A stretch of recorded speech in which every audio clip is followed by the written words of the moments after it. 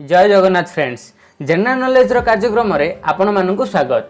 आज भिडियो जानिबा सरदार वल्लभ भाई पटेल जी की स्टैच्यू ऑफ यूनिटी 182 मीटर कौन पाई हेची आपण मैंने निश्चय जानी जहाँ कि स्टैच्यू ऑफ यूनिटी गुजरात रो नर्मदा नदी तट अवस्थित ताकू जहाँ कि 182 मीटर उच्चता रखा जायछि। किंतु आपण जानते कि तार उच्चता कौन पाई 182 मीटर रखा जायछि। सो हेलो फ्रेंड्स आज वीडियो रे आमे से 182 मीटर कौन पाई स्टैच्यू ऑफ यूनिटी उच्चता 182 मीटर रखा जायछि जानिबा। सेथिबा ए वीडियोटी को आपण शेष पर्यंत देखंतु। वीडियोटी जदि पसंद लागुथबो ताहाले वीडियोटी को निश्चय लाइक करिनेबे।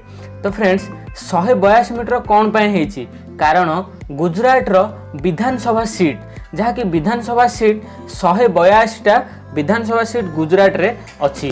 तो सेथिपाई जहाँ कि प्रधानमंत्री नरेंद्र मोदी जे कि गुजरात रे मुख्यमंत्री थिला बेले 2010 मसीहा रे शपथ नहीं थिले कि मु सरदार वल्लभ भाई पटेल को एक प्रतिमूर्ति करी जहाँ को कि स्टैच्यू ऑफ यूनिटी नाम रे समस्ते जानबे आउ ताहार उच्चता जहाँ कि 182 मीटर रखिबी। तो फ्रेंड्स तांकरी से कथा अनुसार जहाँ कि 2018 मसीह रे सरदार वल्लभ भाई पटेल को जन्मदिन रे तांको स्टैच्यू ऑफ यूनिटी को उद्घाटन करथिले। सो फ्रेंड्स यह थिला जहाँ कि स्टैच्यू ऑफ यूनिटी रो हिस्ट्री। तो वीडियो पसंद लगी जब वीडियो को निश्चय लाइक करंतु, चैनल को सब्सक्राइब करंतु।